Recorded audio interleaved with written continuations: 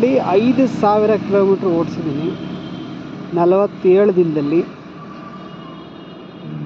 ನನ್ನ ಪೆಟ್ರೋಲ್ ಗಾಡೀಲಿ ಏನಾದರೂ ನಾನು ಓಡಿಸಿದ್ದಿದ್ರೆ 5,000 ಕಿಲೋಮೀಟ್ರಿಗೆ ಅದು 1 ಲೀಟ್ರಿಗೆ 40 ಕಿಲೋಮೀಟ್ರ್ ಕೊಡ್ತಾಯಿತ್ತು.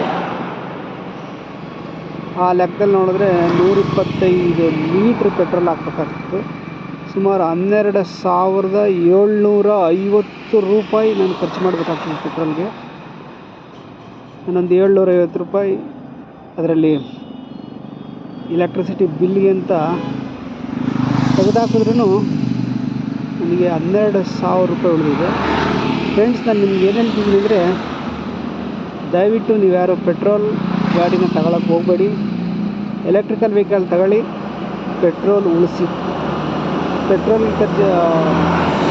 ಮೇಲೆ ನೀವು ಕೊಡ್ತಾ ಇರೋ ದುಡ್ಡನ್ನು ಉಳಿಸ್ಬೋದು ನೀವು.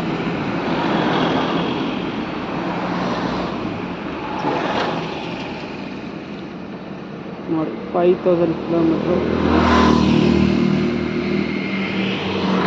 ಒಂದೇ ಒಂದು ಪೈಸನೂ ಈ ಗಾಡಿಗಾಗಿ ನಾನು ಖರ್ಚು ಮಾಡಿಲ್ಲ. ಓಲಾ ಸೂಪರ್.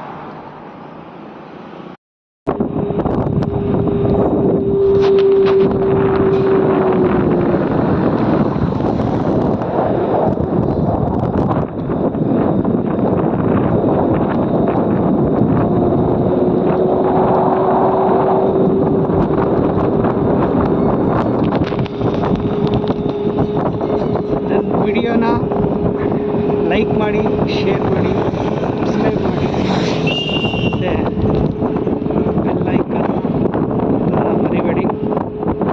ದಯವಿಟ್ಟು ಚಾನಲ್ನ ಸಬ್ಸ್ಕ್ರೈಬ್ ಮಾಡಿ.